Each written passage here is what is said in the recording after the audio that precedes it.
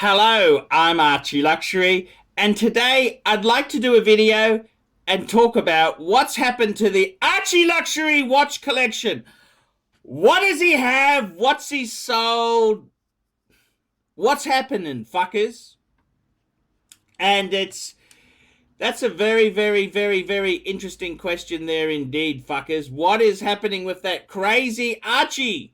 And okay, let's have a look at it. Firstly, the ultimate watch, Archie's Patek Calatrava. That's the white gold 5107.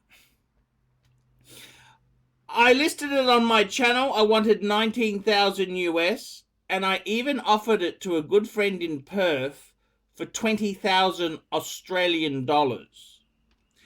And I even tried to sweeten the deal up by including a Patek tie given to me by Terry Stern, a Patek wallet, and so I was trying to sell the fucking thing, and I haven't had any serious nibbles, and I'll tell you honestly, I'm thinking about withdrawing it from sale. Withdrawing it from sale? Yes, that's right, withdrawing it from sale, because it is my signature watch. I mean, my initials are PP. I am Paul Pluter. Patek Philippe. I think I need to own a Patek in my life. I always got to have a Patek at hand. And a white gold Calatrava 5107. How could you fucking go wrong with that? So, look, the only reason I was going to sell it was I was going to use that money as seed capital for my YouTube business. And what I could do is if I went interstate or went overseas, I could buy a piece of bargain stock and sell it for a profit. And you could probably make a little bit of money. I was going to go to Thailand. I've got a good friend who deals in high-end fuck-off luxury pieces. I could buy a solid gold sub, sell it to some fucking CEO or car salesman or some fucking, charlatan at the Gold Coast, and make a grand or two each time. Pays for my airfare. But I do love that Calatrava. So it really, I love it. So I'm seriously thinking of withdrawing it from sale. So if you are interested, let me know, but I think I might just keep it. The next piece in the ArchieLuxury collection, which I really, really love, and it's a no-brainer, it's not for sale, is my Jaeger-LeCoultre Reverso Grand Date. Love this piece. Yes, I may be separating, but fuck me dead. Fuck me dead. Just because you are no longer with the woman who gave it to you, why the fuck do you need to sell it? I've still got great memories of being with her, and I think it's childish just because you are separated or divorcing them. So fucking what?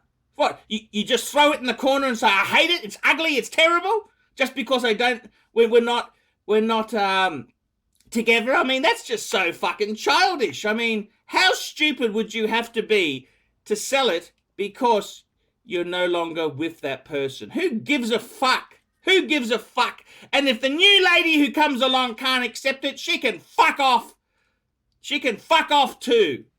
And I don't know what to say. It's just one of those things there. You got to do what feels right to you. And I got to tell you, I've always loved that Reverso Grand Date. So what? So what?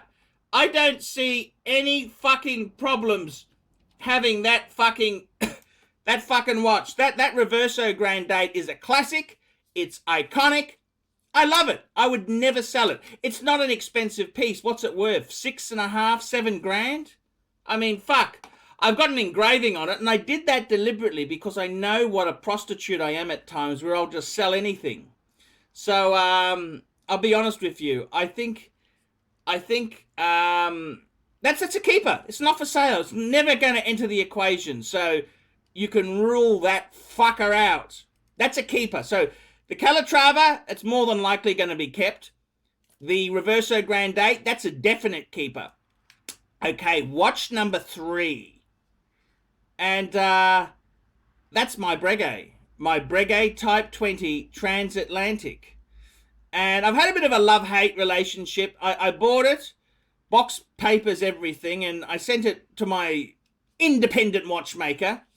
And the chronograph second hand never lined up properly, and it developed a small fault where it needed some parts because the minute eye on the chronograph, it kept flicking around. So it needed some Breguet parts. So I bit the bullet. Fuckers. And I sent it into Breguet Hong Kong. And it's going to be coming back very soon from Breguet Hong Kong. And I think that might be my chronograph. I mean, I got to be honest with you. When you see a two-tone bluesy, what would you rather have? Two-tone bluesy or a Breguet chronograph? I think for me, pretentious,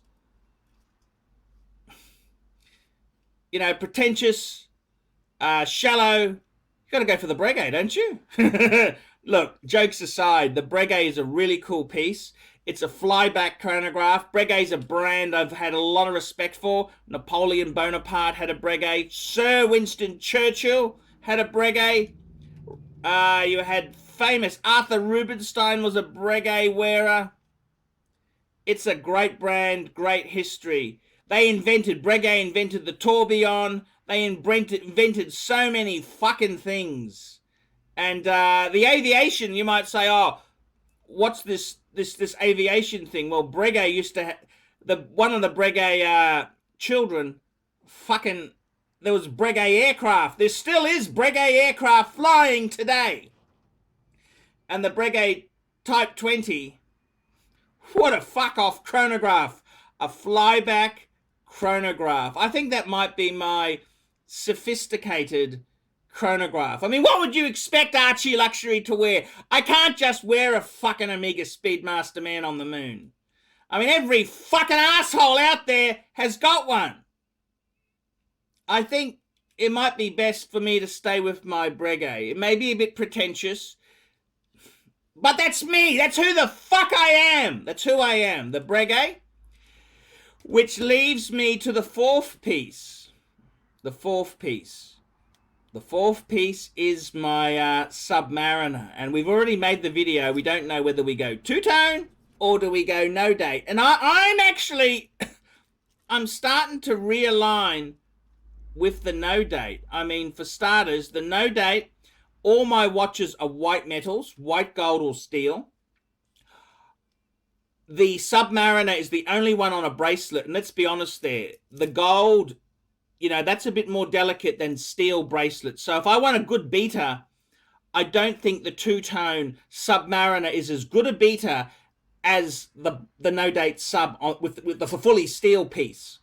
So I'm kind of leaning towards, I might just stay with my no date. I love it. I love the no date. It's a beautiful fuck off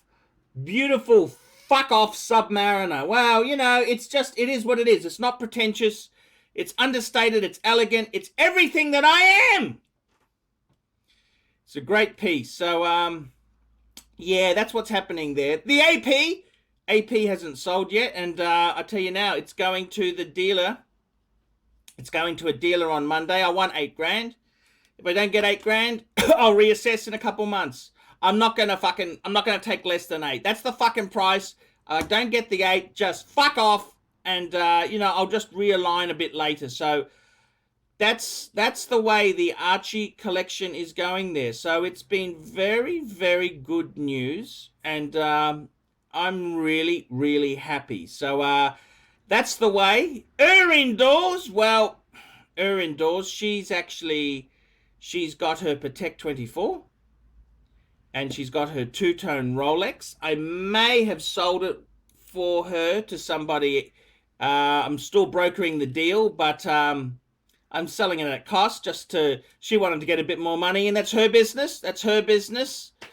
we'll see how that goes. But she's got a Patek 24. She's got a silver Obrey, which I don't know why the fuck she bought that, but anyhow. And she's the Rolex is still in her possession. It hasn't sold. The deal hasn't happened. The guy hasn't paid for it, for fuck's sake. I mean, hey, you know, there's a saying, you know, talk's cheap, bullshit walks. Cash is king, isn't it? You know, so we'll see how it nuts out there. It doesn't matter. Doesn't matter. But there you go. That's the luxury wristwatch wrap up. Tell me what you fuckers think of that. Nice one, Archie. You keep plugging.